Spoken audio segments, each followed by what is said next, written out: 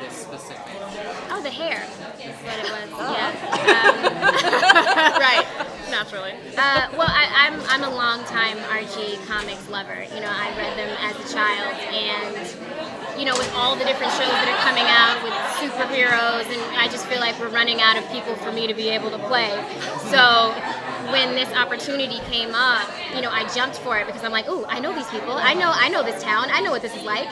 And when they gave me the very 3 simple adjectives of Josie that I wouldn't originally characterize her as, I just kind of started to build it out like, oh, okay, so she's snobbish, but, you know, not too, she doesn't put people off too much because she needs that fan base, so she probably only wears really nice shoes, never sneakers unless it's a wedge, and, like, has lip gloss. And that's literally what is in my scene.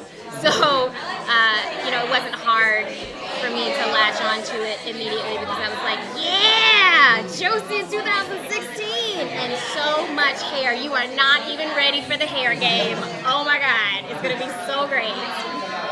Well, I've always wanted to play the villain. So when I got this role, it said Cheryl Blossom, villain, and I'm like, done.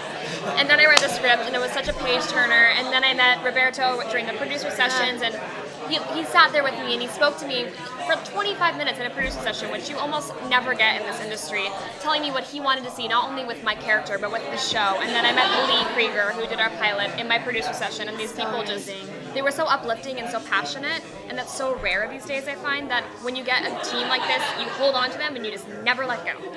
So that's what I'm going to do. Well, people have seen, you know, different versions of Josie in the past. Does that make it more daunting for you to make her your own, or reinvent her? Not at all. You know, I don't know why it was so easy for me to take to her and put my own spin on her. You know, I've seen the movie. I love the movie. I used to watch the cartoons. And there's a part of me that always felt like, oh yeah, I'm Josie, I can do that. So when I got the chance to really do it, it was like, it was seamless. And I can't, I wish I could show you. Have you seen the pilot? No. Unfortunately. I wish I had. I think what's really great about, I keep going back to the hair. I wish I could tell you what it is because it's so like, it's like what hair? Your my hair, right. like what I do with it. Everyone's hair. Okay. I mean, but you know, the way that I get to really make her my own is through my hair. And you'll see there's going to be a very strong line of, it's kind of like, you know, you're walking down the hallway, and even if I'm not with my other pussycats, you know which ones are pussycats and which ones aren't.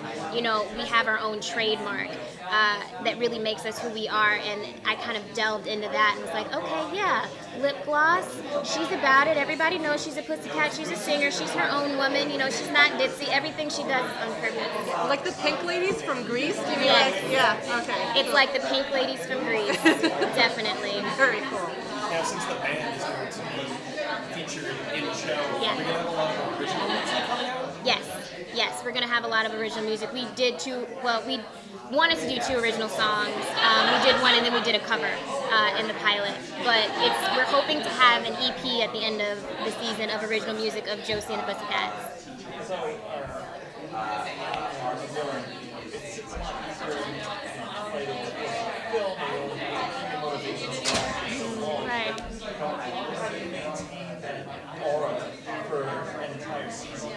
The beautiful thing about the way Roberto has crafted this character that I'm so lucky to be able to bring alive is that she has these cracks that you see behind the curtains, and she has the reasoning. I fully well understand why Cheryl is the way she is because of the things that I've learned about her, and that's what makes it so easy to maintain that villainous aura because I get it. Like, I'm right there with her, I'm in the thick of it with her, and she's been through so much, and then obviously the loss of her brother, which is her only ally, really just plummets that upwards to like this chaotic mess in episodes 1 through 13. Seems like there's a lot of strong women on the show, or Yes. girls. Do you guys kind of overshadow the men a little? Yes. You know, I'm actually going to go with no. I don't think so. I overshadow Archie. when he's with me, rather, let me put it like that. When he is in other situations, you know, it's a very different dynamic in the relationship that he has with the other female characters. But because I'm a direct conflict for what he wants, and you know, I am the superior, I'm, you know, the alpha and the omega, and he comes to me for help, and I'm like, nah, dude. And so then he has to try to come for that respect, and it's going to be really hard for him to fight it because, you know, I am on the top of this pedestal when it comes to music and Riverdale. So I ain't worried about Archie. Overall, I think that we're all very strong cast members, not to be so cheesy, but we're all so strong characters, which is why we make such a great ensemble.